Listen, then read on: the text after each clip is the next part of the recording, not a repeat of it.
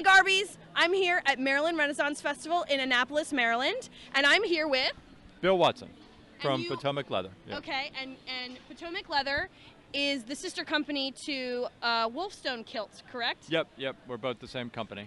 And how did you personally get involved with your garb journey? When did you and your wife start this? Well, we started this soon after we got married, which was 33 years ago. And my basic training I was doing leather work through high school, but my formal training was as a saddle maker. And so I was doing stuff, horse gear, and everything was very sturdy and tough and all like that. So you sort of knew how to translate that into garb. Well, that was the kind of journey together, because that made for like belts and sturdy kind of armory stuff, that worked out. But we weren't doing any garments at first. And then Virginia said, well, we looked around and nobody was really doing any garments that you could pick up and buy and take away at fair.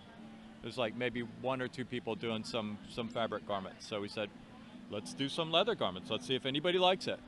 And so we started with one tunic, one style of tunic and one style of vest, and it blew up from there. And we couldn't keep them in stock, and we're like, oh, well, this is a good idea. This is a good idea. Yeah, so we should do this, yeah. What was the first piece of garb you ever bought for yourself? Well, we didn't have a lot of money when I was younger, and I was starting to do the Renaissance Fair, and my sister made me a shirt.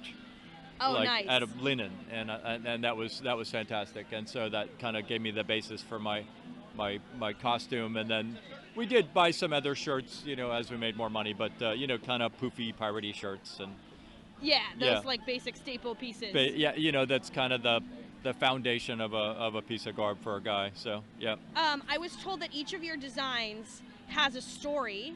Can you tell us your favorite story of one of your pieces? Well, there's so many stories. Because people love stories. Yes. And often the story is what people are drawn to by the piece. So we tell stories about how something is made. We tell stories about what it's made of and kind of the historical precedent for a piece. And one of the belts that I've made is a Viking rune belt. Oh, nice. And basically what I did was I took actual historical reference, which was the fact that a Viking hoard contained a statue of a Buddha. Oh, wow. Yeah. And so everybody's like, well, I had no idea. Well, they must have stolen it. They must have stolen it. They must have stolen it. But I kind of had this idea. It's like, well, what if he was a Viking Buddhist? So I wrote a haiku.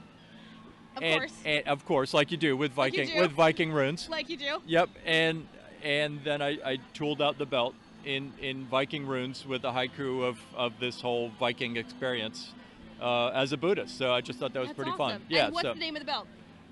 Well, it's the Viking rune belt right now. Rune belt. Yep. And it's I'll have to come up with some snazzier name, but right now I'm calling it the Viking rune belt. So yeah. Is that your favorite item that you make, or is there a different one that you make that's maybe your favorite piece? Well, kind of my specialty in making stuff, since I was trained in saddle making, is the hand tooling and the designing of things with. Oh, right. Like you can tell a story in a picture in tooling. It's like carved into the leather. Oh yeah. So that's really beautiful, intricate work.